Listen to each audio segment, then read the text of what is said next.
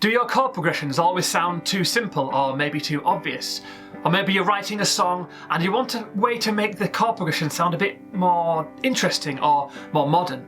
My name's Arthur from Bird's Piano Academy, and I'm going to show you how to use inversions and sus chords in chord progressions to make them sound more like what you hear on the radio. Don't forget to like and subscribe and hit the bell button, but let's dive straight in.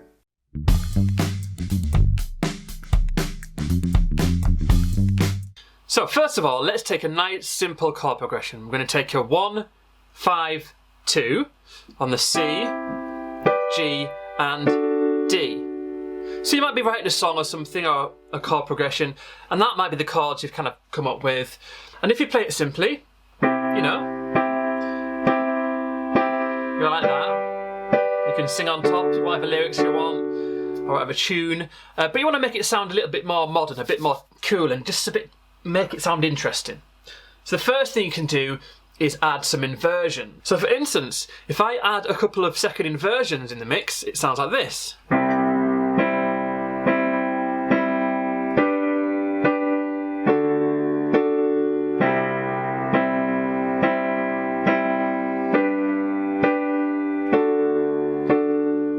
So already it's got a bit of a different vibe to it, hasn't it? It sounds quite cool. So first of all, I'll just quickly teach you how to find an inversion.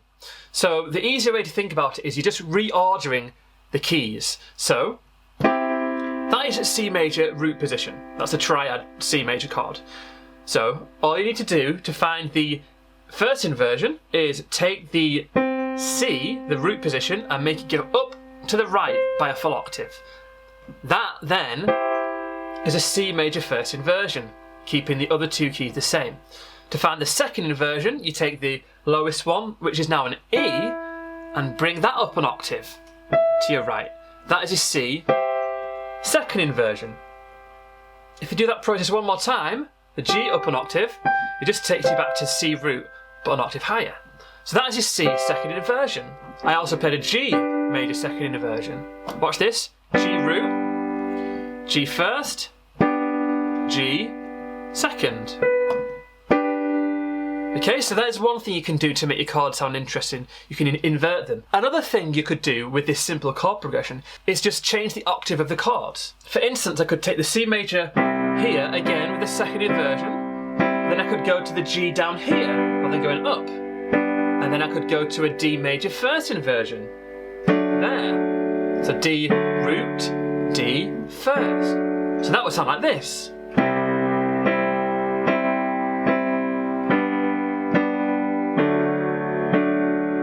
Sounds cool, right? A different sound. Another thing you can do is you can start adding some sus chords. Sus is short for suspended. So it means you're suspending another note or key into the chord. So if I play the same chord progression, but with some sus chords added in, all of a sudden it adds some suspense into the chords and it makes them sound more modern. Have a listen to this.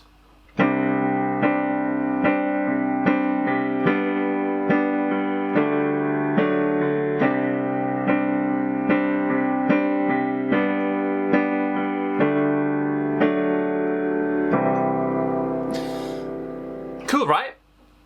What I was doing there is I was using a C sus2 on that first chord.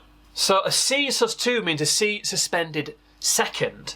So the second means a second interval in the C major scale. So that would be a C triad chord, C major. The C sus is this. You're replacing the third with the second, like that. 1, 2. That'd be a second. And then it was inverted as well, wasn't it? So rather than playing it there, it's there. Like that. That was the C sus2 with the second inversion. Like that. Then I went to the G major, which was fine. Then it went like this. So that is a D sus4. And then it's resolving onto the normal D chord. So a sus4, that's short for suspended fourth. So you're suspending a fourth interval into the chord. Here you would take the fourth note of the D major scale, there, and you would play that rather than the D major. So you're replacing the third with the suspended fourth of the fourth interval, like that. And it was just down here. So rather than going like that, I had the D first inversion. So I was just going like this. Like that. And the other thing you may have noticed is I was adding octaves in the left hand, which is quite cool to do. So it went from this simple chord progression with just the root positions to this.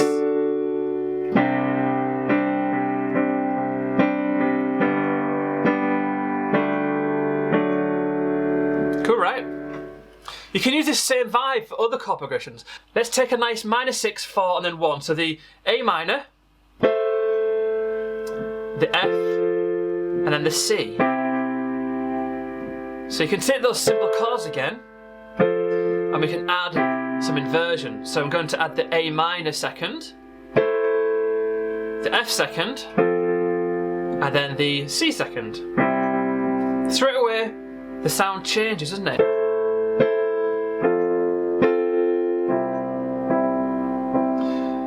And then you could add those sus chords.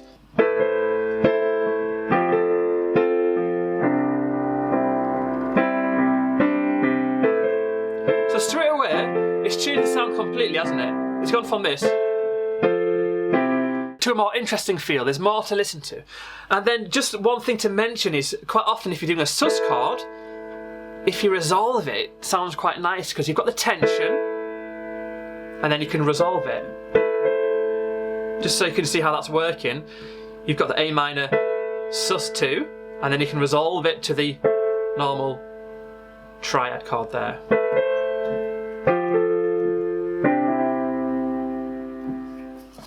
Then what you could do with that chord progression is you could add a 5 chord on the end, a G in this case. So you could go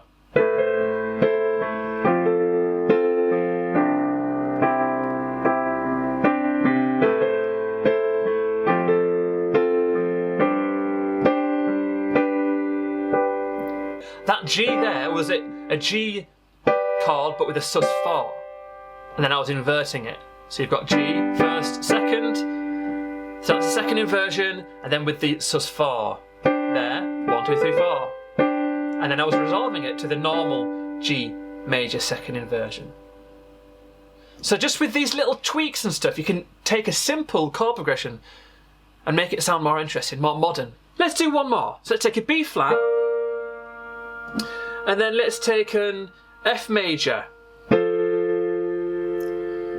then let's take a G minor, and an E flat.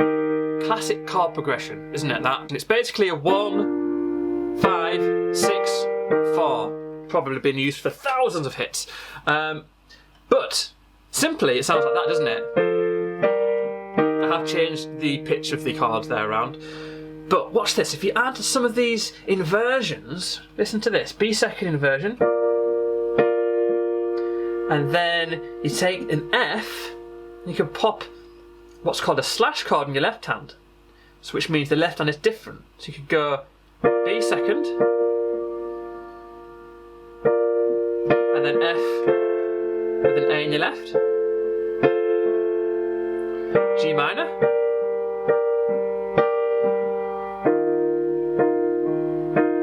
that sounds nice. So that would be an E flat sus2 chord there. So this is a little bit different now. What you can do, you can start to use these sus chords to create little melodies. Listen to this.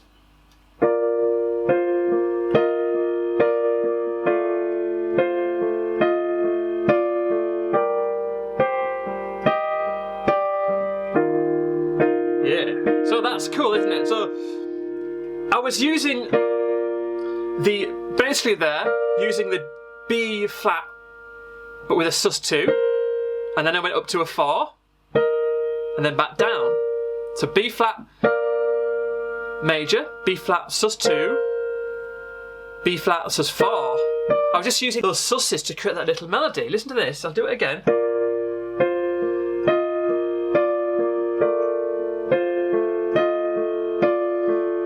Here look, a G minor, still a sus there, G sus4. Pretty much. I took some keys out, and then an E flat sus2.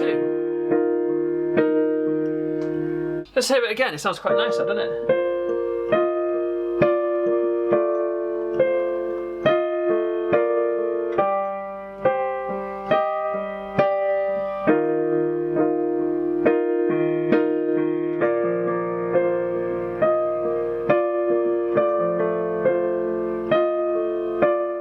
just need someone like Christina Perri or someone to come singing in with that, don't you?